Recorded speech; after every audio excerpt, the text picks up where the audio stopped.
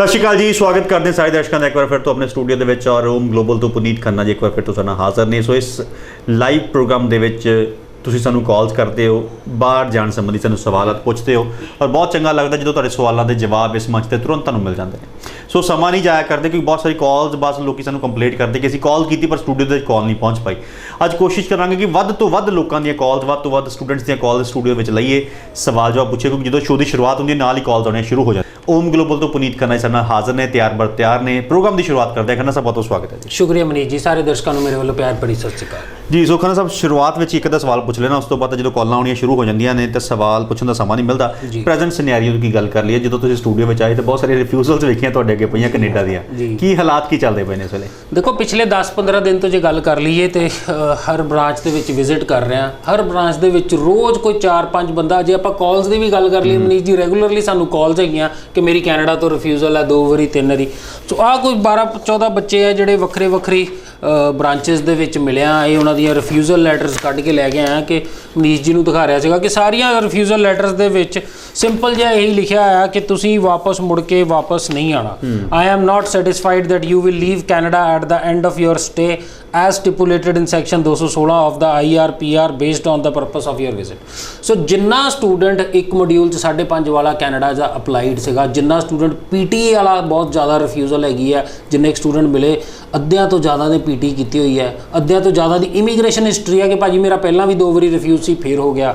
इदां दे स्टूडेंट ने जिन्होंने एक मॉड्यूल 5.5 ने बट ओवरऑल 6, 6.5, 7 बैंड तक वाले स्टूडेंट मिले वा जिन्हों की रिफ्यूजल्स बहुत ज़्यादा है। जे आपां गल कर लीए, मैं अज तो 15 दिन पहला 20 दिन पहला बार बार ये गल कही सी कि एक मॉड्यूल 5.5 बैंड की कैनेडा की रिफ्यूजल बहुत ज़्यादा आने वाली है। इस करके असी अपना क्राइटेरिया 6 ईच ते करता सीगा। अज जो तुहाडे सामने है, तुसीं एक मॉड्यूल 5.5 ते अपनी फाइल लाई हुई, अपने एजेंट तो पुछ लो, काफ़ी प्रोबेबिलिटी हैगी है कि तुहाडी रिफ्यूजल हुण तक आ गई हो। पर खन्ना साहब 6 ईच वाले दी रिफ्यूजल्स बहुत आईयां, 7 वाले दी भी रिफ्यूजल्स बहुत आईयां। बिल्कुल आई हैं जी। देखो हजे तक पासपोर्ट रिक्वेस्ट तो कैनेडियन एम्बेसी ने शुरू नहीं की, हजे तक तो सिर्फ रिफ्यूजल्स ही ने। बट रिफ्यूजल्स मनीष जी जिस नंबर नाल रिफ्यूजल्स आई है या जिस गिनती के इन्होंने ਜਿਹੜੇ प्रोफाइल ਨੂੰ रिफ्यूजल दी है, बहुत चंगे प्रोफाइल से कई। मैं कल की गल ही है, एक स्टूडेंट का प्रोफाइल देख रहा सी, उन्हें 2020 के विच +2 की, 74-75% नंबर ने, कोई इमीग्रेशन हिस्टरी नहीं, कोई कुछ नहीं।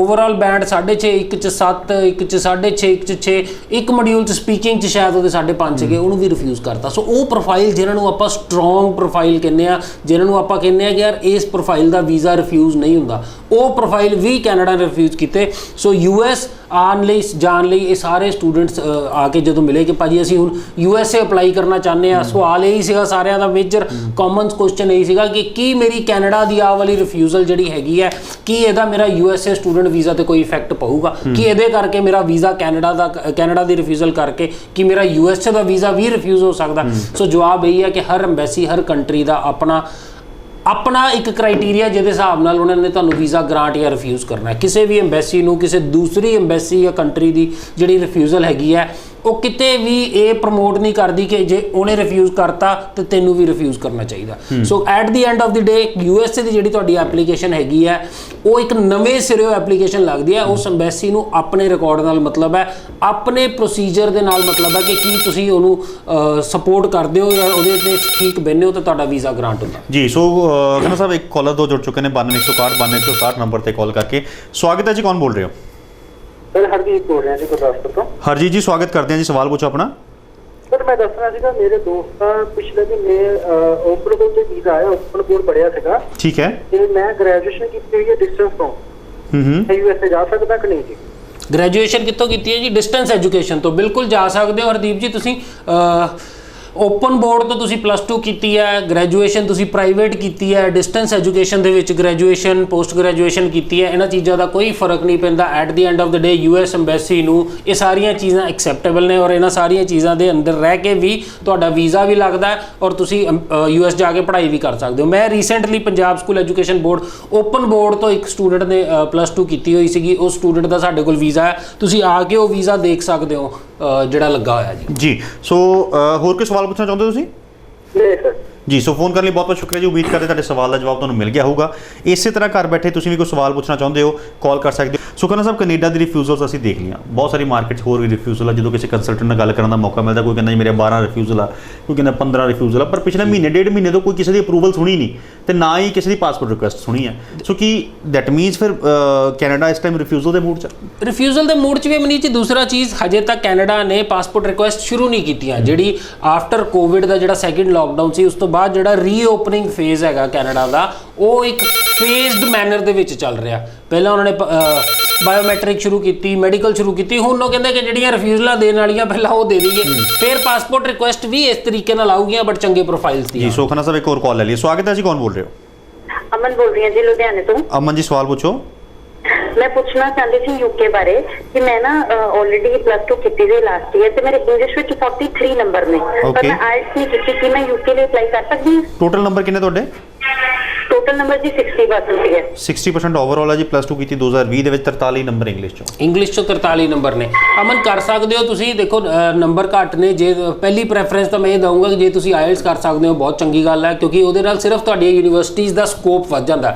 ਬਟ ਤੁਸੀਂ ਕਹਿੰਦੇ ਹੋ ਕਿ ਨਹੀਂ ਮੈਂ ਇਹਨਾਂ ਨੰਬਰਾਂ ਦੇ ਨਾਲ ਹੀ ਵਿਦਆਊਟ ਆਇਲਟਸ ਅਪਲਾਈ ਕਰਨਾ ਚਾਹੁੰਦੀ ਹਾਂ, ਬਿਲਕੁਲ ਡੈਫੀਨੇਟਲੀ ਤੁਸੀਂ ਕਰ ਸਕਦੇ ਹੋ। ਕੁਝ ਯੂਨੀਵਰਸਿਟੀਜ਼ ਦੇ ਵਿੱਚ ਆਪਸ਼ਨ ਹੈਗੀ ਹੈ ਜਿਹਦੇ ਵਿੱਚ ਤੁਸੀਂ 43% ਮਾਰਕਸ ਇੰਗਲਿਸ਼ ਦੇ ਹੁੰਦੇ ਹੋਏ ਵੀ ਅਪਲਾਈ ਕਰ ਸਕਦੇ ਹੋ। ਕੁਝ ਯੂਨੀਵਰਸਿਟੀਜ਼ ਇੱਦਾਂ ਦੀਆਂ ਵੀ ਜਿਹੜੀਆਂ ਇੱਥੇ ਤੁਹਾਡੀਆਂ ਆਨਲਾਈਨ ਟੈਸਟ ਲੈ ਲੈਂਦੀਆਂ, ਆਪਣੇ ਟੈਸਟ ਦੇ ਬੇਸਿਸ ਦੇ ਉੱਤੇ ਤੁਹਾਨੂੰ ਐਡਮਿਸ਼ਨ ਮਿਲ ਜਾਂਦੀ ਹੈ, ਜਾਂ ਇੱਥੇ ਪੜ੍ਹਾਈ ਸ਼ੁਰੂ ਕਰ ਦਿੰਦੇ ਆ ਪਹਿਲਾਂ ਹੀ ਕਿ ਜਦੋਂ ਤੁਹਾਨੂੰ 1 ਮਹੀਨਾ 2 ਮਹੀਨਾ ਪੜ੍ਹਾਤਾ, ਇੰਗਲਿਸ਼ ਪ੍ਰੋਫੀਸ਼ੀਐਂਸੀ ਤੁਹਾਡੀ ਉਹਦੇ ਵਿੱਚ ਇੰਪਰੂਵ ਵੀ ਹੋ ਗਈ, ਟੈਸਟ ਵੀ ਉਹਨਾਂ ਨੇ ਕਰ ਲਿਆ, ਉਹਦੇ ਅਕੋਰਡਿੰਗਲੀ ਤੁਹਾਨੂੰ ਐਡਮਿਸ਼ਨ ਮਿਲ ਜਾਂਦੀ ਔਰ ਤੁਸੀਂ ਆਪਣਾ ਵੀਜ਼ਾ ਅਪਲਾਈ ਕਰ ਸਕਦੇ ਹੋ। ਇਹਦੀ ਪੋਸੀਬਿਲਿਟੀ ਹੈਗੀ ਹੈ ਨਾ? ਬਿਲਕੁਲ ਡੈਫੀਨੇਟਲੀ ਪੋਸੀਬਿਲਿਟੀ ਹੈਗੀ ਹੈ ਜੀ। ਦੇਖੋ ਅਲਟੀਮੇਟਲੀ ਇੰਗਲਿਸ਼ ਦੇ ਨੰਬਰਾਂ ਦੇ ਉੱਤੇ ਚਾਹੇ 40 ਨੰਬਰ ਹੈ ਚਾਹੇ 43 ਨੰਬਰ ਹੈ, ਤੁਹਾਡਾ ਦਾਖਲਾ ਹੋ ਜਾਂਦਾ, ਐਡਮਿਸ਼ਨ ਹੋ ਜਾਂਦਾ। But at the end of the day UK ਲਈ ਵੀ ਐਮਬੈਸੀ ਕਿਸੇ ਨੂੰ ਵੀ ਇੰਟਰਵਿਊ ਕਰ ਸਕਦੀ ਹੈ, ਉਹਦੀ ਤਿਆਰੀ ਜ਼ਰੂਰ ਨਾਲੋਂ ਨਾਲ ਤੁਹਾਨੂੰ ਰੱਖਣੀ ਚਾਹੀਦੀ ਜੀ। ਔਰ ਉਹ ਤਿਆਰੀ ਡੈਫੀਨੇਟਲੀ ਓਮ ਗਲੋਬਲ ਵੱਲੋਂ ਜਿਹੜੀ ਉਹ ਕਰਵਾਈ ਜਾਂਦੀ ਹੈ, ਜਿਵੇਂ ਅਮਰੀਕਾ ਦੇ ਵਿੱਚ ਤਿਆਰੀ ਕਰਵਾਈ ਜਾਂਦੀ ਹੈ 47,500 ਦੇ ਵਿੱਚ ਜਦੋਂ ਤੁਸੀਂ ਵੀਜ਼ਾ ਲੈਣ ਜਾਂਦੇ ਹੋ। ਸਵਾਗਤ ਹੈ ਜੀ, ਕੌਣ ਬੋਲ ਰਹੇ ਹੋ? ਸਰ ਮੇਰਾ ਨਾਮ ਵਿਨੋਦ ਆ ਜੀ। ਵਿਨੋਦ ਜੀ ਕਿੱਥੋਂ ਗੱਲ ਕਰ ਰਹੇ ਹੋ? ਸਰ ਮੈਂ ਭੋਗਪੁਰ ਤੋਂ ਗੱਲ ਕਰ ਰਿਹਾ ਜੀ। ਭੋਗਪੁਰ ਤੋਂ। ਸਵਾਗਤ ਹੈ ਜੀ, ਸਵਾਲ ਪੁੱਛੋ। ਸਰ ਮੈਂ ਯੂਕੇ ਜਾਣਾ ਚਾਹੁੰਦਾ ਜੀ। ਬਿਲਕੁਲ ਜਾ ਸਕਦੇ ਹੋ ਜੀ। ਤੁਹਾਡੀ ਕੁਆਲੀਫਿਕੇਸ਼ਨ ਕੀ ਹੈ? ਗ੍ਰੈਜੂਏਸ਼ਨ ਕੀਤੀ ਮੈਂ ਸਰ। ਗ੍ਰੈਜੂਏਸ਼ਨ ਕਦੋਂ ਕੀਤੀ ਹੈ? 2018 ਪਾਸ ਆਊਟ। ਔਰ ਨੰਬਰ ਕਿੰਨੇ ਪਰਸੈਂਟ ਆ? 56% ਆ ਸਰ। 56% ਨੰਬਰ। ਸਿੰਗਲ ਆ ਮੈਰਿਡ ਹੋ? ਸਰ ਸਿੰਗਲ ਆ ਜੀ। ਸਿੰਗਲ ਹੋ। ਇੰਗਲਿਸ਼ 'ਚੋਂ ਕਿੰਨੇ ਨੰਬਰ ਆ? ਆਇਲਸ ਕੀਤੀ ਸੀ 6 ਨੋਟ ਲੈਸ ਦੈਨ 5.5 ਬੈਂਡ ਆ ਸਰ ਮੇਰੇ। ਓਕੇ, ਵੈਲਿਡ ਹੈ ਜਾਂ ਐਕਸਪਾਇਰ ਹੋ ਗਈ ਹੈ? ਆਇਲਸ ਕੀਤੀ ਹੈ। ਆਇਲਸ ਹਾਂਜੀ, ਜੇ ਐਕਸਪਾਇਰਡ ਵੀ ਹੈ, ਚਲੋ ਆਪਾਂ ਮਨੀਸ਼ ਜੀ ਦਾ ਸਵਾਲ ਜਿਹੜਾ ਸੀਗਾ ਕਿ ਆਇਲਸ ਤੁਹਾਡੀ ਵੈਲਿਡ ਹੈ ਜਾਂ ਐਕਸਪਾਇਰਡ ਹੈ, ਜੇ ਐਕਸਪਾਇਰਡ ਵੀ ਹੈ ਉਸ ਆਇਲਸ ਦੇ ਬੇਸਿਸ ਤੇ ਤੁਸੀਂ ਜਾ ਸਕਦੇ ਹੋ। ਪਿਛਲੇ ਸਾਲ ਤੁਸੀਂ ਗ੍ਰੈਜੂਏਸ਼ਨ ਕੀਤੀ ਹੈ, ਸੋ ਆਈ ਅਸਿਊਮ ਕਿ 2019 ਜਾਂ 2020 ਦੀ ਤੁਸੀਂ ਗੱਲ ਕਰ ਰਹੇ ਹੋਗੇ, ਸੋ ਡੈਫੀਨੇਟਲੀ ਐਲੀਜੀਬਲ ਹੋ, ਜਾ ਸਕਦੇ ਹੋ। ਲੰਡਨ, ਬਰਮਿੰਗਮ, ਮੈਨਚੈਸਟਰ, ਕਿਸੇ ਵੀ ਜਗ੍ਹਾ ਦੀ ਯੂਨੀਵਰਸਿਟੀਜ਼ ਤੁਸੀਂ ਕਹਿੰਦੇ ਹੋ ਕਿ ਮੇਰੀ ਆਹ ਪ੍ਰੈਫਰਡ ਡੈਸਟੀਨੇਸ਼ਨ ਹੈਗੀ ਆ, ਉੱਥੇ ਤੁਹਾਡਾ ਦਾਖਲਾ ਹੋ ਜਾਂਦਾ। 6 ਬੈਂਡ ਤੁਹਾਡੇ ਹੈਗੇ ਆ, ਸੋ ਦੈਟ ਮੀਨਸ ਜੇ ਯੂਨੀਵਰਸਿਟੀ ਲੈਵਲ ਤੇ ਇੰਟਰਵਿਊ ਹੁੰਦੀ ਹੈ you will be able to go through it. ਕਿਉਂਕਿ ਯੂਕੇ ਦੇ ਵਿੱਚ ਕੀ ਹੈ ਕਿ ਹਰ ਯੂਨੀਵਰਸਿਟੀ ਦਾ ਆਪਣਾ ਇੱਕ ਕ੍ਰਾਈਟੀਰੀਆ ਤੁਹਾਨੂੰ ਦਾਖਲਾ ਦੇਣ ਦਾ। ਕੋਈ ਸਕਾਈਪ ਤੇ ਇੰਟਰਵਿਊ ਲੈਂਦਾ, ਕੋਈ ਈਪੀਟੀ ਟੈਸਟ ਲੈ ਕੇ ਤੁਹਾਨੂੰ ਦਾਖਲਾ ਦੇ ਦਿੰਦਾ, ਜਾਂ ਕਿਸੇ ਯੂਨੀਵਰਸਿਟੀ ਨੂੰ ਲੱਗਦਾ ਯਾਰ 6 ਬੈਂਡ ਹੈਗੇ ਆ, ਮੇਰੀ ਇੰਟਰਵਿਊ ਦੀ ਲੋੜ ਨਹੀਂ, ਮੈਂ ਇੰਟਰਵਿਊ ਵੇਵ ਆਫ ਕਰਤੀ। ਕਿਉਂਕਿ ਉਹਨਾਂ ਨੇ ਬੈਕ ਐਂਡ ਤੇ ਆਪਣੀ ਫਾਈਲ ਦੇ ਵਿੱਚ ਜਦੋਂ ਸਟੂਡੈਂਟ ਦੀ ਫਾਈਲ ਕ੍ਰੀਏਟ ਕਰਦੇ ਆ, ਉਹ ਫਾਈਲ ਦੇ ਵਿੱਚ ਉਹਨਾਂ ਨੇ ਲਾਣਾ ਹੁੰਦਾ ਕਿ ਮੈਂ ਸਟੂਡੈਂਟ ਦੀ ਇੰਗਲਿਸ਼ ਪ੍ਰੋਫੀਸ਼ੀਐਂਸੀ ਕਿੱਦਾਂ ਚੈੱਕ ਕੀਤੀ। ਕਿਉਂਕਿ ਕੱਲ ਨੂੰ ਜਵਾਬ ਉਹਨਾਂ ਨੇ ਵੀ ਇਮੀਗ੍ਰੇਸ਼ਨ ਨੂੰ ਦੇਣਾ, ਉਹਨਾਂ ਨੇ ਵੀ ਮਿਨਿਸਟਰੀ ਨੂੰ ਜਵਾਬ ਦੇਣਾ। ਜੇ ਮਿਨਿਸਟਰੀ ਨੇ ਆ ਕੇ ਪੁੱਛ ਲਿਆ ਕਿ ਭਾਈ ਆ ਸਾਰੇ ਬੱਚਿਆਂ ਨੂੰ ਦਾਖਲਾ ਦਿੱਤਾ, ਇੰਗਲਿਸ਼ ਕੀ ਚੈੱਕ ਕੀਤਾ ਸੀ, ਅਕੈਡਮਿਕਸ ਕੀ ਚੈੱਕ ਕੀਤਾ ਸੀ। ਸੋ ਵੱਖਰੇ ਵੱਖਰੇ ਕ੍ਰਾਈਟੀਰੀਆ ਦੇ ਹਿਸਾਬ ਨਾਲ ਡਿਪੈਂਡਿੰਗ ਔਨ ਕਿਹੜੀ ਡੈਸਟੀਨੇਸ਼ਨ ਜਾਂ ਕਿਹੜੀ ਯੂਨੀਵਰਸਿਟੀ ਤੁਸੀਂ ਚੂਜ਼ ਕਰਦੇ ਹੋ, ਕਿਹੜਾ ਪ੍ਰੋਗਰਾਮ ਅੱਗੇ ਜਾ ਕੇ ਕਰਨਾ ਚਾਹੁੰਦੇ ਹੋ। ਤੁਸੀਂ ਬੈਚਲਰਸ ਕੀਤੀ ਹੋਈ ਹੈ, ਤੁਸੀਂ MBA ਕਰਨ ਜਾਣਾ ਚਾਹੁੰਦੇ ਹੋ, MCOM ਕਰਨ ਜਾਣਾ ਚਾਹੁੰਦੇ ਹੋ, ਕਿਸੇ ਵੀ ਤਰ੍ਹਾਂ ਦੀ ਮਾਸਟਰਸ 'ਚ ਜਾਣਾ ਚਾਹੁੰਦੇ ਹੋ, ਉਹ ਯੂਨੀਵਰਸਿਟੀ ਤੇ ਡਿਪੈਂਡ ਕਰਦਾ ਤੁਹਾਨੂੰ ਦਾਖਲਾ ਕਿਹੜੇ ਬੇਸਿਸ ਦੇ ਉੱਤੇ ਔਰ ਕਿਹੜੇ ਕ੍ਰਾਈਟੀਰੀਆ ਤੇ ਮਿਲਦਾ ਜੀ। ਸੋ 9261 9260 ਨੰਬਰ ਤੇ ਕਾਲ ਕਰਕੇ ਤੁਸੀਂ ਵੀ ਪ੍ਰੋਗਰਾਮ ਦੇ ਵਿੱਚ ਸ਼ਾਮਲ ਹੋ ਸਕਦੇ ਹੋ, ਆਪਣੀ ਲਾਈਵ ਸਵਾਲ ਪੁੱਛ ਸਕਦੇ ਹੋ ਪੁਨੀਤ ਖੰਨਾ ਹੋਣਾ ਕੋਲੋਂ ਓਮ ਗਲੋਬਲ ਤੋਂ। ਸਵਾਗਤ ਹੈ ਜੀ, ਕੌਣ ਬੋਲ ਰਹੇ ਹੋ? ਸਰ ਜੀ ਹਰਪ੍ਰੀਤ ਗੱਲ ਕਰ ਰਿਹਾ ਜੀ। ਹਰਪ੍ਰੀਤ ਜੀ ਕਿੱਥੋਂ ਬੋਲ ਰਹੇ ਹੋ? ਮੈਂ ਮੋਗੇ ਤੋਂ ਗੱਲ ਕਰ ਰਿਹਾ ਜੀ। ਜੀ ਸਵਾਲ ਪੁੱਛੋ। ਸਰ ਮੈਂ ਕੈਨੇਡਾ ਤੋਂ 2 ਵਾਰ ਰਿਫਿਊਜ਼ ਹੋ ਚੁੱਕਿਆ ਤੇ ਕਿ ਮੈਂ ਯੂਕੇ ਜਾ ਸਕਦਾ ਜੀ? ਤੁਹਾਡੇ ਆਇਲਸ ਕੀ ਸਕੋਰ ਹੈ? 6 ਬੈਂਡ ਹੈ, 5.5 ਹੈ, 6.5 ਬੈਂਡ ਹੈ? 5.5 5.5 ਬੈਂਡ ਓਵਰਆਲ ਹੈ ਜੀ। ਹਾਂਜੀ। +2 ਕਦੋਂ ਕੀਤੀ? 2012 ਚ। 2012 ਚ। ਔਰ 2012 ਤੋਂ ਬਾਅਦ ਕੀ ਕੀਤਾ? ਉਹ ਸਾਲ ਪ੍ਰਾਈਵੇਟ ਜੌਬ ਕੀਤੀ। 8-9 ਸਾਲ ਦਾ ਗੈਪ 2012 ਚ +2 ਕੀਤੀ ਹੈ ਤੁਸੀਂ ਯੂਕੇ ਤਾਂ ਨਹੀਂ ਜੀ ਅਸੀਂ ਨਹੀਂ ਅਪਲਾਈ ਕਰਾਂਗੇ ਤੁਹਾਡਾ ਕੇਸ ਕਿਉਂਕਿ ਬਹੁਤ ਜ਼ਿਆਦਾ ਗੈਪ ਹੈਗਾ ਵਾ ਬਹੁਤ ਸਾਰੀਆਂ ਯੂਨੀਵਰਸਿਟੀਜ਼ ਵੱਲੋਂ ਰਿਫਿਊਜ਼ ਹੋ ਗਿਆ ਔਰ ਅਲਟੀਮੇਟਲੀ ਇੱਕ ਪੋਜ਼ਿਟਿਵ ਪ੍ਰੋਫਾਈਲ ਨਹੀਂ ਹੈਗਾ ਮੈਨੂੰ ਨਹੀਂ ਪਤਾ ਤੁਸੀਂ ਕੈਨੇਡਾ ਕਿਉਂ ਅਪਲਾਈ ਕਰਤਾ 5.5 ਬੈਂਡ ਓਵਰਆਲ ਦੇ ਉੱਤੇ ਬਟ ਜੇ ਤੁਸੀਂ ਜਸਟੀਫਿਕੇਸ਼ਨ ਦੇ ਸਕਦੇ ਹੋ ਸਮਝਾ ਸਕਦੇ ਹੋ ਕੇਸ ਵੀਕ ਹੈ ਪ੍ਰੋਫਾਈਲ ਵੀਕ ਹੈ ਮੈਂ ਨਹੀਂ ਚਾਹੁੰਦਾ ਕਿ ਤੁਹਾਡਾ ਕਿਸੇ ਤਰੀਕੇ ਦਾ ਕੋਈ ਨੁਕਸਾਨ ਹੋਵੇ ਪੈਸੇ ਦਾ ਨੁਕਸਾਨ ਸਾਡਾ ਵੀ ਟਾਈਮ ਵੇਸਟ ਹੈਗਾ ਔਰ ਅਲਟੀਮੇਟਲੀ ਐਂਡ ਜਦੋਂ ਰਿਫਿਊਜ਼ਲ ਆਉਂਦੀ ਹੈ ਨਾ ਉਦੋਂ ਦੁੱਖ ਬਹੁਤ ਹੁੰਦਾ ਸਾਰੇ ਕੇਸਿਸ ਦੇ ਵੀਜ਼ੇ ਚਲੋ ਸਾਡੇ ਵੀ ਨਹੀਂ ਲੱਗਦੇ ਬਟ ਸਾਡੀ ਕੋਸ਼ਿਸ਼ ਇਹ ਹੁੰਦੀ ਹੈ ਕਿ ਤੁਹਾਡਾ ਪ੍ਰੋਫਾਈਲ ਦੇਖ ਕੇ ਉਹ ਜੇ ਪ੍ਰੋਫਾਈਲ ਦੇ ਵਿੱਚ ਕੁਝ ਐਲੀਜੀਬਿਲਿਟੀ ਸਾਨੂੰ ਲੱਗਦੀ ਹੈ ਜਾਂ ਕੁਝ ਚਾਂਸ ਲੱਗਦੇ ਆ ਕਿ ਹਾਂ ਇਹ ਇਸ ਪ੍ਰੋਫਾਈਲ ਤੇ ਵੀਜ਼ਾ ਲੱਗਦਾ ਹੈ ਜਾਂ ਵੀਜ਼ਾ ਲੱਗ ਸਕਦਾ then only we will accept it so ਸ਼ਾਇਦ ਮਾਫੀ ਮੰਗਣਾ ਚਾਹੂੰਗਾ ਜੀ ਕਿ ਇਸ ਪ੍ਰੋਫਾਈਲ ਦੇ ਉੱਤੇ ਮੈਨੂੰ ਨਹੀਂ ਲੱਗਦਾ ਕਿ ਅਸੀਂ ਇਹ ਐਪਲੀਕੇਸ਼ਨ ਐਕਸੈਪਟ ਕਰਾਂਗੇ ਜੀ ਸੋ ਬੜੀ ਹੈਰਾਨੀ ਦੀ ਗੱਲ ਹੈ ਕਿ 5.5 ਬੈਂਡ ਓਵਰਆਲ ਦੱਸ ਰਹੇ ਨੇ 12ਵੀਂ ਜਿਹੜੀ 2012 ਚ ਪਾਸ ਆ ਦੈਨ ਏਜੰਟ ਨੇ ਕੇਸ ਅਪਲਾਈ ਕਰਤਾ ਕੈਨੇਡਾ ਏਜੰਟ ਨੂੰ 25000 ਰੁਪਏ ਇਹਨਾਂ ਨੇ ਦਿੱਤਾ ਉਹਨਾਂ ਨੂੰ ਨਹੀਂ ਜੀ ਤੋਂ 25000 ਰੁਪਏ ਲੈ ਕੇ ਤੋਂ 4 ਵਾਰੀ ਅਪਲਾਈ ਕਰ ਦਿੰਦਾ ਇਹ 5.5 ਸੀਗੇ 4.5 ਵਾਲਿਆਂ ਦੇ ਵੀ ਇਹ ਵੀਜ਼ੇ ਅਪਲਾਈ ਕਰ ਦਿੰਦੇ ਆ ਕਿਉਂਕਿ ਅਗਲਿਆਂ ਨੂੰ ਉਹਨਾਂ ਦਾ 25000 ਚਾਹੀਦਾ ਉਹ 25000 ਮਿਲ ਜਾਂਦਾ ਜੀ ਸੋ ਬਾਰ-ਬਾਰ ਜਦੋਂ ਸ਼ੋਅ ਦੇ ਵਿੱਚ ਆਉਂਦੇ ਆ ਤੇ ਕੋਸ਼ਿਸ਼ ਕਰਦੇ ਆ ਕਿ ਲਾਈਵ ਸਵਾਲ ਪੁੱਛ ਲਿਆ ਕਰੋ ਹੁਣ ਜੇ 5.5 ਬੈਂਡ ਓਵਰਆਲ ਬੱਚਾ 2012 ਪਾਸ ਬੱਚਾ ਕੈਨੇਡਾ ਦੀ ਝੂਠੀ ਆਸ ਦੇ ਵਿੱਚ ਏਜੰਟ ਕੋਲ ਪੈਸੇ ਖਰਾਬ ਕਰ ਬੈਠਾ ਹੁਣ ਗਲਤੀ ਬੱਚੇ ਦੀ ਵੀ ਹੈ ਜਦੋਂ ਵੱਖ-ਵੱਖ ਸ਼ੋਅ ਤੇ ਵੱਖ-ਵੱਖ ਅਖਬਾਰਾਂ ਦੇ ਵਿੱਚ ਸੋਸ਼ਲ ਮੀਡੀਆ ਤੇ ਆ ਕੇ ਕਹਿੰਦੇ ਕਿ 5.5 ਬੈਂਡ ਤੇ ਕੇਸ ਅਪਲਾਈ ਨਾ ਕਰੋ ਓਵਰਆਲ 6 ਬੈਂਡ ਹੈ ਇੱਕ ਚੋਂ 5.5 ਹੈ ਫਿਰ ਵੀ ਅਪਲਾਈ ਕਰ ਸਕਦੇ ਹੋ ਜੇ ਓਵਰਆਲ 5.5 ਬੈਂਡ ਲਈ ਬੈਠੇ ਹੋ ਕੈਨੇਡਾ ਝੂਠੀ ਆਸ ਲੈ ਕੇ ਅਪਲਾਈ ਕਰ ਲਿਆ ਰਿਫਿਊਜ਼ ਹੋ ਗਿਆ ਤੇ ਹੁਣ ਅਸੀਂ ਫੋਨ ਕਰਕੇ ਕਹਿੰਦੇ ਜੀ ਏਜੰਟ ਨੇ ਪੈਸੇ ਖਰਾਬ ਕਰਤੇ ਦੇਖੋ ਬੜੀ ਵਾਰੀ ਹੁੰਦਾ ਮਨੀਸ਼ ਜੀ ਜਿਵੇਂ ਹੁਣ ਇਹਨੇ ਵੀਰ ਨੇ ਸਵਾਲ ਪੁੱਛਿਆ ਹਨਾ ਕਿ ਮੈਂ ਯੂਕੇ ਅਪਲਾਈ ਕਰ ਸਕਦਾ ਅਸੀਂ ਇਹਨੂੰ ਮਨਾ ਕਰਤਾ ਬੜੀ ਵਾਰੀ ਆਫਿਸ ਦੇ ਵਿੱਚ ਵੀ ਵਾਕ ਇਨ ਹੁੰਦੀ ਹੈ ਸਟੂਡੈਂਟ ਆ ਕੇ ਕਹਿੰਦਾ ਕਿ ਮੈਂ ਕਰ ਸਕਦਾ ਔਰ ਜੇ ਅਸੀਂ ਉਹਨੂੰ ਮਨਾ ਕਰ ਦਿੰਨੇ ਉਹ ਕਹਿੰਦਾ ਲੈ ਤੂੰ ਨਹੀਂ ਕਰਨਾ ਕਿਤੇ ਹੋਰ ਕਰਾ ਲਾਂਗਾ ਉਹ ਕਿਤੇ ਹੋਰ ਜਾਂਦਾ ਨਾਲੇ ਪੈਸੇ ਖਰਚਦਾ ਪ੍ਰੋਸੈਸਿੰਗ ਫੀਸਾਂ ਦਿੰਦਾ ਹੋਰ ਸਾਰੇ ਕਰਾ ਕੇ ਲੱਖ 1.5 ਲੱਖ ਦੀ ਰਿਫਿਊਜ਼ਲ ਲੈ ਕੇ ਫਿਰ ਉਹ 2 ਮਹੀਨੇ ਬਾਅਦ 3 ਮਹੀਨੇ ਬਾਅਦ ਆਂਦਾ ਕਿ ਸਰ ਤੁਸੀਂ ਤਾਂ ਮਨਾ ਕੀਤਾ ਸੀਗਾ ਪਰ ਮੈਂ ਹਟਿਆ ਨਹੀਂ ਮੈਨੂੰ ਫਲਾਣੇ ਬੰਦੇ ਨੇ ਗਰੰਟੀ ਦਿੱਤੀ ਸੀ ਆ ਲਓ ਦੇਖੋ ਜੀ ਹੁਣ ਮੇਰੀ ਰਿਫਿਊਜ਼ਲ ਆ ਗਈ ਹੁਣ ਦੇਖੋ ਕੀ ਹੋ ਸਕਦਾ ਜੀ ਸਵਾਗਤ ਹੈ ਜੀ ਹੈਲੋ ਸਤਿ ਸ਼੍ਰੀ ਅਕਾਲ ਜੀ ਸਵਾਲ ਪੁੱਛੋ ਜੀ ਕਿੱਥੋਂ ਬੋਲ ਰਹੇ ਹੋ ਮੈਡਮ ਕਿਹੜੇ ਸ਼ਹਿਰ ਤੋਂ ਬੋਲ ਰਹੇ ਹੋ ਹੁਸ਼ਿਆਰਪੁਰ ਤੋਂ ਜੀ ਸਵਾਲ ਪੁੱਛੋ ਜੀ ਸਵਾਲ ਪੁੱਛੋ ਹਾਂਜੀ ਸਰ ਮੈਂ 2019 ਦੇ ਵਿੱਚ BCA ਕੀਤੀ ਹੋਈ ਹੈ ਠੀਕ ਹੈ BBA BCA ਸਰ BCA ਠੀਕ ਹੈ ਜੀ ਹਾਂਜੀ ਕਿ ਮੈਂ USA ਅਪਲਾਈ ਕਰਨਾ ਹੈ ਵਿਦਆਊਟ ਆਇਲਸ ਓਕੇ ਔਰ ਤੁਹਾਡੇ ਨੰਬਰ ਕਿੰਨੇ ਪਰਸੈਂਟ ਹੈ 65% 65% ਜੀ BCA 2019 65% ਮਾਰਕਸ USA ਜਾਣਾ 47500 ਚ ਡੈਫੀਨੇਟਲੀ ਜਾ ਸਕਦੇ ਹੋ ਹਰਜੋਤ ਜੀ ਤੁਸੀਂ ਆਪਣੀ ਮਾਸਟਰਸ MCA ਕਰਨ ਜਾ ਸਕਦੇ ਹੋ ਇਨਫੋਰਮੇਸ਼ਨ ਟੈਕਨੋਲੋਜੀ ਦੇ ਵਿੱਚ ਤੁਸੀਂ ਮਾਸਟਰਸ ਕਰਨੀ ਚਾਹੁੰਦੇ ਹੋ ਉਹ 'ਚ ਜਾ ਸਕਦੇ ਹੋ MBA ਕਰਨ ਜਾਣਾ ਚਾਹੁੰਦੇ ਹੋ MBA ਕਰਨ ਜਾ ਸਕਦੇ ਹੋ ਸੋ ਕਿਸੇ ਵੀ ਤਰ੍ਹਾਂ ਦੀ ਜਿਹੜੇ ਫੀਲਡ ਦੇ ਵਿੱਚ ਤੁਹਾਡਾ ਇੰਟਰਸਟ ਹੈ ਉਸ ਫੀਲਡ ਦੀ ਮਾਸਟਰਸ ਕਰਨ ਲਈ ਤੁਹਾਡਾ ਦਾਖਲਾ ਹੋਏਗਾ ਇੰਗਲਿਸ਼ ਪ੍ਰੋਫੀਸ਼ੀਐਂਸੀ ਤੁਹਾਡੀ ਤੁਸੀਂ ਆਇਲਟਸ ਨਹੀਂ ਕੀਤੀ ਹੋਈ ਤੁਸੀਂ ਆਪ ਹੀ ਦੱਸਤਾ so we will check that English proficiency ਕਿ ਕਿਸ ਲੈਵਲ ਤੇ ਤੁਸੀਂ ਇੰਗਲਿਸ਼ ਪ੍ਰੋਫੀਸ਼ੀਐਂਟ ਹੋ ਔਰ ਜੇ ਤੁਸੀਂ ਇੰਗਲਿਸ਼ ਬੋਲ ਸਕਦੇ ਹੋ ਸਮਝ ਸਕਦੇ ਹੋ 2 ਤੋਂ 3 ਮਿੰਟ ਦੀ ਇੰਟਰਵਿਊ US ਐਮਬੈਸੀ ਦੇ ਵਿੱਚ ਤੁਹਾਡੀ ਹੋਏਗੀ ਔਰ ਉਸ ਇੰਟਰਵਿਊ ਦੇ ਬੇਸਿਸ ਦੇ ਉੱਤੇ ਤੁਹਾਡਾ ਵੀਜ਼ਾ ਲੱਗੇਗਾ ਪਰ ਖੰਨਾ ਸਾਹਿਬ ਪ੍ਰਮੋਸ਼ਨ ਬਹੁਤ ਜ਼ਿਆਦਾ ਸ਼ੁਰੂ ਹੋ ਗਿਆ ਅਮਰੀਕਾ ਚਲੋ ਕੋਈ ਕਿਸੇ ਕਿੰਨੇ ਚ ਭੇਜ ਰਿਹਾ ਕੋਈ ਕਿੰਨੇ ਚ ਭੇਜਦਾ ਪਿਆ ਅਲਟੀਮੇਟਲੀ ਕੀ ਲੱਗਦਾ ਕਿ ਅਮਰੀਕਾ ਨੇ ਵੀਜ਼ੇ ਦੇਣੇ ਸ਼ੁਰੂ ਕਰ ਦਿੱਤੇ ਤਾਂ ਲੋਕ ਅਮਰੀਕਾ ਨੂੰ ਪ੍ਰਮੋਟ ਕਰਨਾ ਸ਼ੁਰੂ ਕਰ ਗਏ ਨੇ ਔਰ ਬੱਚੇ ਅਮਰੀਕਾ ਵੱਲ ਨੂੰ ਰੁਖ ਕਰ ਗਏ ਨੇ ਜਾਂ ਇਹ ਕਹਿ ਲਈਏ ਕਿ ਬਾਕੀ ਕੰਟਰੀਆਂ ਨੇ ਵੀਜ਼ੇ ਦੇਣੇ ਬੰਦ ਕਰ ਦਿੱਤੇ ਨੇ ਇਸ ਕਰਕੇ ਅਸੀਂ ਅਮਰੀਕਾ ਵੱਲ ਨੂੰ ਤੁਰ ਪਏ ਦੇਖੋ I think it is a mixture of both ਕਿਉਂਕਿ ਜਦੋਂ ਵੀ ਕਿਸੇ ਨੇ ਵੀ ਅਪਲਾਈ ਕਰਨਾ ਅੱਜ ਦੀ ਡੇਟ 'ਚ ਐਡ ਤਾਂ ਬਹੁਤ ਸ਼ੁਰੂ ਹੋ ਗਈ USA ਦੀ ਦੇਖੀ ਸ਼ੁਰੂ ਹੋ ਗਈ ਸਭ ਤੋਂ ਪਹਿਲਾਂ ਤਾਂ ਇਹ ਦੇਖ ਲਓ ਰਿਜ਼ਲਟ ਹੈਗੇ ਆ ਕਿਸੇ ਕੋਲ ਕੀ ਤੁਹਾਨੂੰ ਕਿਸੇ ਨੇ ਵੀਜ਼ਾ ਦਿਖਾਇਆ ਕਿ ਉਹਦਾ ਵੀਜ਼ਾ ਲੱਗਾ ਹੋਇਆ ਸੋ ਜਦੋਂ ਤੱਕ ਰਿਜ਼ਲਟ ਨਹੀਂ ਹੈਗੇ ਉਦੋਂ ਤੱਕ ਅਪਲਾਈ ਨਾ ਕਰਿਓ ਦੂਸਰੀ ਸਭ ਤੋਂ ਇੰਪੋਰਟੈਂਟ ਚੀਜ਼ ਇਹ ਦੇਖ ਲਓ ਕਿ ਮੈਂ ਦੇਖਿਆ ਕਿ ਮੈਕਸਿਮਮ ਲੋਕ 20-25,000 ਪ੍ਰੋਸੈਸਿੰਗ ਫੀਸ ਲੈ ਕੇ ਤੁਹਾਡਾ ਵੀਜ਼ਾ ਫੜਦੇ ਪਏ ਤੁਹਾਡੀ ਐਪਲੀਕੇਸ਼ਨ ਫੜਦੇ ਪਏ ਸੋ ਕਹਿਣ ਦਾ ਮਤਲਬ ਇਹ ਹੈ ਕਿ ਜਿਹੜਾ ਖਰਚਾ ਹੋਣਾ ਹੈ ਸਰਵਿਸ ਫੀਸ ਦਾ ਐਮਬੈਸੀ ਫੀਸ ਦਾ ਉਹ ਤਾਂ ਹੋਣਾ ਹੀ ਹੋਣਾ ਉਸ ਕੰਸਲਟੈਂਟ ਨੂੰ ਵੀ ਤੁਸੀਂ 25,000 ਰੁਪਏ ਇੱਕ ਹੋਰ ਦਿੰਨੇ ਪਏ ਹੋ ਤਾਂ ਜੋ ਤੁਹਾਡਾ ਜਿਹੜਾ ਵੀਜ਼ਾ ਹੈਗਾ ਵਾ ਉਹ ਅਪਲਾਈ ਕਰ ਸਕੇ ਔਨ ਦੀ ਅਦਰ ਹੈਂਡ ਅਸੀਂ 47,500 ਦੀ ਜਿਹੜੀ ਪ੍ਰਮੋਸ਼ਨ ਕਰਦੇ ਪਏ 47,500 ਤਾਂ ਤੁਹਾਡਾ ਬੇਸਿਕ ਖਰਚਾ ਜਿਹਦੀ ਆਪਾਂ ਅੱਗੇ ਵੀ ਕਈ ਵਾਰੀ ਗਿਣਤੀ ਕਰ ਚੁੱਕੇ ਹਾਂ $350 ਸਰਵਿਸ ਦੇ $160 ਐਮਬੈਸੀ ਫੀਸ ਤਾਂ I-20 ਦਾ ਜੋ ਖਰਚਾ ਹਰ ਯੂਨੀਵਰਸਿਟੀ ਵੱਖਰਾ ਲੈਂਦੀ ਹੈ ਉਹਦੇ ਬਾਵਜੂਦ ਮਨੀਸ਼ ਜੀ ਕਾਫੀ ਸਟੂਡੈਂਟਸ ਵੱਲੋਂ ਇਹ ਕੁਐਰੀ ਹੈਗੀ ਆ ਮੈਂ ਆਪਣੇ ਫੇਸਬੁੱਕ ਪੇਜ ਤੇ ਵੀ ਇਨਫੈਕਟ ਦੇਖ ਰਿਹਾ ਸੀ ਮੇਰੇ ਕਾਉਂਸਲਰਸ ਨੇ ਵੀ ਦੱਸਿਆ ਕਿ ਸਰ ਸਟੂਡੈਂਟ ਆ ਕੇ ਕਹਿੰਦਾ ਕਿ ਭਾਜੀ ਇਹ ਵੀ ਪੈਸੇ ਕੋਲੋਂ ਲਾਓ ਤੁਸੀਂ ਕੈਨੇਡਾ ਵੀ ਤਾਂ ਕਰਦੇ ਰਹੇ ਹੋ ਫੀਸ ਆਫਟਰ ਵੀਜ਼ਾ ਸਾਰੇ ਪੈਸੇ ਬਾਅਦ ਚ ਆਸਟ੍ਰੇਲੀਆ ਵੀ ਕਰਦੇ ਰਹੇ ਹੋ ਸਾਰੇ ਪੈਸੇ ਬਾਅਦ ਚ ਔਰ ਅੱਜ ਦੀ ਡੇਟ ਦੇ ਵਿੱਚ ਤੁਸੀਂ UK ਵੀ ਕਹਿੰਦੇ ਹੋ ਕਿ ਪੈਸੇ ਬਾਅਦ ਚ ਦਿਓ ਦੇਖੋ ਬਿਲਕੁਲ ਕਰ ਸਕਦੇ ਆ ਮੈਨੂੰ ਇਹਦੇ ਵਿੱਚ ਕਰਨ ਚ ਕੋਈ ਪ੍ਰੋਬਲਮ ਨਹੀਂ ਹੈਗੀ ਜੇ ਤੁਹਾਡਾ ਪ੍ਰੋਫਾਈਲ ਚੰਗਾ ਸਾਨੂੰ ਕਿਉਂਕਿ ਇਹਦੇ ਵਿੱਚ ਪ੍ਰੋਬਲਮ ਕੀ ਹੈ ਇੰਟਰਵਿਊ ਤੁਸੀਂ ਦੇਣੀ ਹੈ ਕੈਨੇਡਾ 'ਚ UK ਦੇ ਵਿੱਚ ਆਸਟ੍ਰੇਲੀਆ ਦੇ ਵਿੱਚ ਤੁਹਾਡੀ ਫਾਈਲ ਪ੍ਰੈਪਰੇਸ਼ਨ ਅਸੀਂ ਕਰਨੀ ਹੈ ਸਾਨੂੰ ਪਤਾ ਉਹਨਾਂ ਡਾਕੂਮੈਂਟਸ ਦੇ ਵਿੱਚ ਕੀ ਹੈ ਔਰ ਵੀਜ਼ਾ ਆਫਿਸਰ ਨੂੰ ਕੀ ਚਾਹੀਦਾ ਖੰਨਾ ਸਾਹਿਬ ਕਾਲ ਲੈ ਲਈਏ ਸਾਡੇ ਦਰਸ਼ਕ ਨੇ ਕਾਲ ਕੀਤੀ ਸਵਾਗਤ ਹੈ ਜੀ ਹੈਲੋ ਕਿਹੜੇ ਸ਼ਹਿਰ ਤੋਂ ਬੋਲ ਰਹੇ ਹੋ ਜੀ ਸਤਿ ਸ਼੍ਰੀ ਅਕਾਲ ਜੀ। ਸ਼ਹਿਰ ਕਿਹੜੇ ਤੋਂ ਬੋਲ ਰਹੇ ਹੋ ਜੀ? ਜੀ ਜਲੰਧਰ ਤੋਂ ਬੋਲ ਰਹੇ ਹੋ। ਸਵਾਲ ਪੁੱਛੋ ਆਪਣਾ। ਹੈਲੋ ਹੈਲੋ, ਹਾਂਜੀ ਸਰ, ਵੌਇਸ ਆ ਰਹੀ ਜੀ? ਸਵਾਲ ਪੁੱਛੋ ਜੀ, ਆਪਣਾ ਸਵਾਲ ਪੁੱਛੋ। ਸਰ ਮੇਰਾ ਬ੍ਰਦਰ ਗਿਆ ਸੀਗਾ USA। ਠੀਕ ਹੈ। 3 ਸਾਲ ਪਹਿਲੇ ਸਰ ਨੇ ਭੇਜਿਆ ਸੀਗਾ ਤੇ ਹੁਣ ਮੈਂ ਵੀ ਅਪਲਾਈ ਕਰਨਾ ਚਾਹਨਾ। ਓਮ ਗਲੋਬਲ ਰਾਹੀਂ ਅਪਲਾਈ ਕੀਤਾ ਸੀ? ਹਾਂਜੀ ਹਾਂਜੀ, ਓਮ ਗਲੋਬਲ ਤੋਂ ਹੀ ਅਪਲਾਈ ਕੀਤਾ ਸੀਗਾ। ਓਕੇ, ਤੁਹਾਡੀ ਕੁਆਲੀਫਿਕੇਸ਼ਨ ਕੀ ਹੈ ਜੀ? ਸਰ +2 ਕੀਤੀ ਹੈ ਜੀ। +2 ਕਿਹੜੇ ਸਾਲ 'ਚ? +2 ਸਰ ਮੇਰੀ 2020 ਦੀ ਹੈ। 2020 ਦੀ ਹੈ। 20 ਦੀ। ਕਿੰਨੇ % ਨੰਬਰ ਹੈ ਜੀ? ਸਰ ਮੇਰੇ 68% ਨੰਬਰ ਹੈ ਜੀ। ਔਰ ਸਟਰੀਮ ਕਿਹੜਾ ਸੀ? ਨਾਨ ਮੈਡੀਕਲ, ਆਰਟਸ ਜਾਂ ਕਾਮਰਸ? ਮੈਂ ਕਾਮਰਸ ਦੇ ਵਿੱਚ ਸਰ। ਓਕੇ, ਕਾਮਰਸ 68% ਨੰਬਰ, +2 2020 ਦੇ ਵਿੱਚ। ਬਿਲਕੁਲ ਜਾ ਸਕਦੇ ਹੋ। ਜਿਵੇਂ ਕਿ ਤੁਸੀਂ ਦੱਸਿਆ ਕਿ ਤੁਹਾਡੇ ਬ੍ਰਦਰ ਸਾਡੇ ਕੋਲੋਂ ਗਏ ਸੀਗੇ, ਸੋ ਕੀ ਤੁਸੀਂ ਉਸੇ ਯੂਨੀਵਰਸਿਟੀ ਜਾਣਾ ਚਾਹੁੰਦੇ ਹੋ, ਕਿਸੇ ਹੋਰ ਯੂਨੀਵਰਸਿਟੀ ਜਾਣਾ ਚਾਹੁੰਦੇ ਹੋ? ਇਹ ਸਾਰੀਆਂ ਚੀਜ਼ਾਂ ਤੁਸੀਂ ਡਾਕੂਮੈਂਟ ਲੈ ਕੇ ਕਿੱਥੋਂ, ਜਲੰਧਰੋਂ ਬੋਲ ਰਹੇ ਹੋ, ਸੋ ਜਲੰਧਰ ਆਫਿਸ ਤੁਸੀਂ ਵਿਜ਼ਿਟ ਕਰ ਸਕਦੇ ਹੋ, ਆਪਣੇ ਡਾਕੂਮੈਂਟ ਲੈ ਕੇ ਆ ਜਾਓ। ਬ੍ਰਦਰ ਤੁਹਾਡਾ ਗਿਆ, ਸੋ ਇਸ ਕਰਕੇ ਪ੍ਰੋਸੀਜਰ ਮੋਰ ਔਰ ਲੈਸ ਤੁਹਾਨੂੰ ਪਤਾ ਹੀ ਹੋਊਗਾ। ਜੇ ਨਹੀਂ ਪਤਾ, ਉਹ ਤੁਹਾਡੇ ਬ੍ਰਦਰ ਨੇ ਵੀ ਤੁਹਾਨੂੰ ਹੁਣ ਤੱਕ ਮੇਰਾ ਖਿਆਲ ਦੱਸਤਾ ਹੋਣਾ ਕਿ ਕਿਸ ਤਰੀਕੇ ਦੇ ਨਾਲ ਕਿਹੜੇ ਸਟੈਪਸ ਦੇ ਉੱਤੇ ਕਿਹੜੇ ਤੁਹਾਡੇ ਪੈਸੇ ਲੱਗਦੇ ਆ, ਔਰ ਕਿਹੜੀ ਚੀਜ਼ ਕਿਹੜੇ ਡਾਕੂਮੈਂਟਸ ਐਮਬੈਸੀ ਨੂੰ ਚਾਹੀਦੇ ਆ, ਔਰ ਕਿੱਦਾਂ ਇੰਟਰਵਿਊ ਹੁੰਦੀ ਹੈ, ਔਰ ਇੰਟਰਵਿਊ ਜਿਹੜੀ ਥਰੂ ਕਰਨੀ ਕਿੰਨੀ ਕੁ ਸੌਖੀ ਹੈ ਜਾਂ ਕਿੰਨੀ ਕੁ ਔਖੀ ਹੈ। ਇਹ ਸਾਰੀ ਇਨਫੋਰਮੇਸ਼ਨ ਆਈ ਥਿੰਕ ਆਲਰੇਡੀ ਤੁਹਾਨੂੰ ਹੋਣੀ ਹੈ, ਕਿਉਂਕਿ ਤੁਹਾਡੇ ਘਰੋਂ ਇੱਕ ਬੰਦਾ ਆਲਰੇਡੀ USA ਤੁਸੀਂ ਕਹਿੰਦੇ ਕਿ ਗਿਆ ਹੋਇਆ ਪੜ੍ਹਾਈ ਕਰਨ। ਅੱਛਾ ਖੰਨਾ ਸਾਹਿਬ, 47,500 ਦੀ ਬਹੁਤ ਵੱਡੇ ਪੱਧਰ ਤੇ ਪ੍ਰਮੋਸ਼ਨ ਕੀਤੀ ਜਾ ਰਹੀ ਹੈ ਗਲੋਬਲ ਵੱਲੋਂ।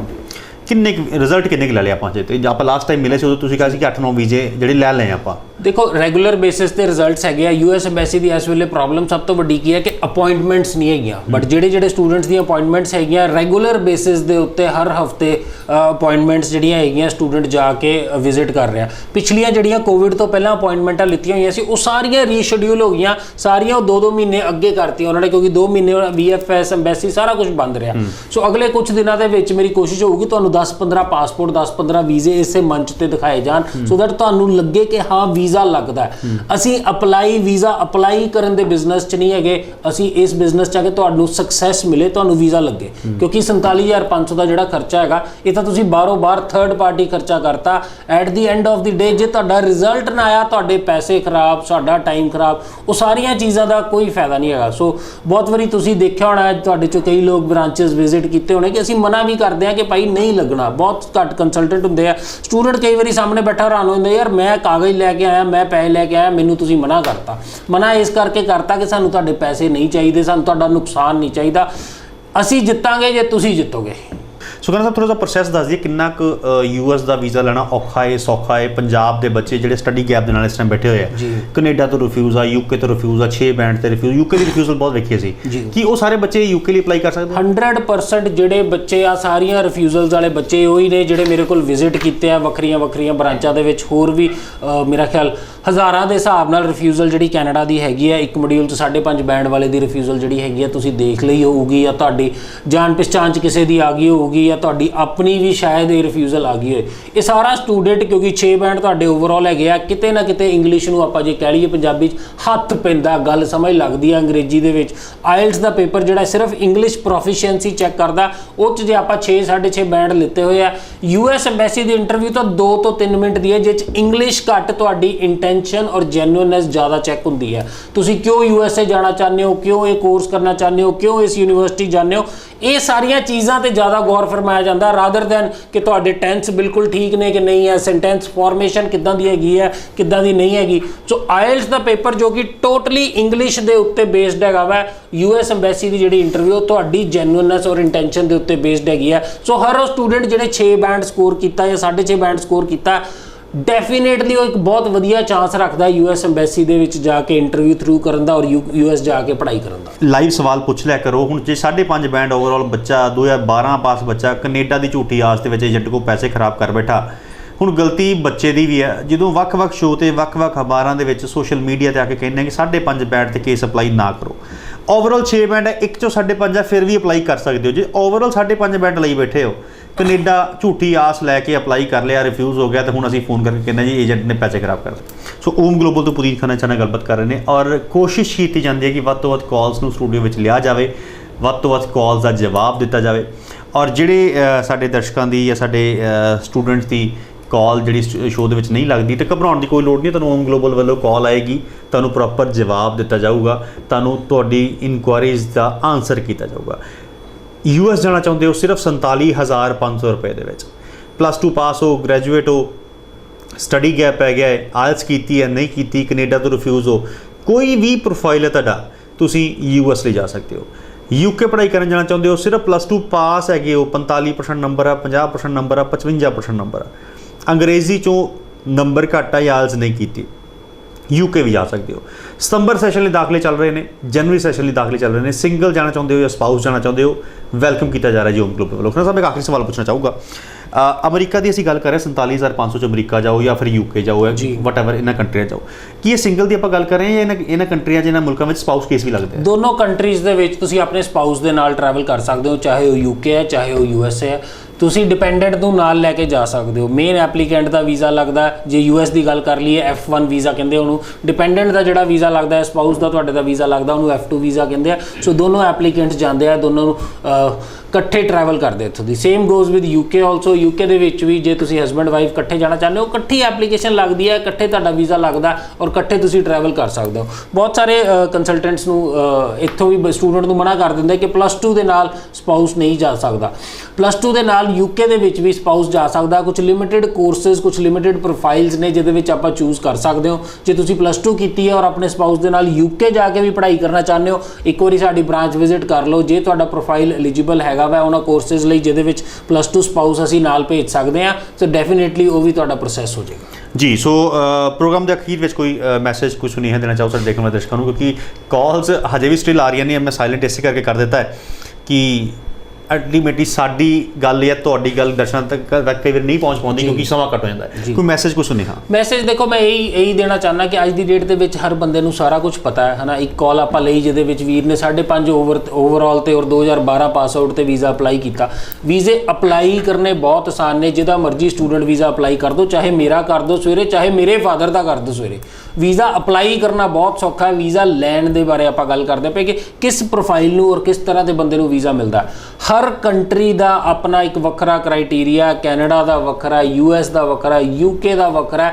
ਉਸ ਕੰਟਰੀ ਦੇ ਉਸ ਕ੍ਰਾਈਟੇਰੀਆ ਨੂੰ ਜੇ ਆਪਾਂ ਸਮਝ ਲਈਏ, ਉਹਨਾਂ ਦੀ ਰਿਕੁਆਇਰਮੈਂਟ ਨੂੰ ਸਮਝ ਲਈਏ, ਚਾਹੇ ਉਹ ਫੰਡਸ ਦੀ ਰਿਕੁਆਇਰਮੈਂਟ ਹੈ, ਚਾਹੇ ਉਹ ਇੰਗਲਿਸ਼ ਪ੍ਰੋਫੀਸ਼ੀਐਂਸੀ ਦੀ ਹੈ, ਚਾਹੇ ਉਹ ਅਕੈਡਮਿਕ ਰਿਜ਼ਲਟ ਦੀ ਰਿਕੁਆਇਰਮੈਂਟ ਹੈਗੀ ਹੈ, ਉਹ ਸਾਰਿਆਂ ਦੀ ਵੱਖਰੀ ਵੱਖਰੀ ਹੈ। ਕੰਟਰੀਆਂ ਕੀ, ਹਰ ਯੂਨੀਵਰਸਿਟੀ, ਹਰ ਕਾਲਜ ਇੱਕ ਪਾਰਟਿਕੂਲਰ ਕੰਟਰੀ ਦੇ ਵੀ ਇਹ ਰਿਕੁਆਇਰਮੈਂਟ ਜਿਹੜੀ ਹੈਗੀ ਹੈ, ਕੋਈ 40% ਤੇ ਬੱਚਾ ਲੈਂਦਾ, ਕੋਈ 60 ਤੇ ਵੀ ਨਹੀਂ ਲੈਂਦਾ।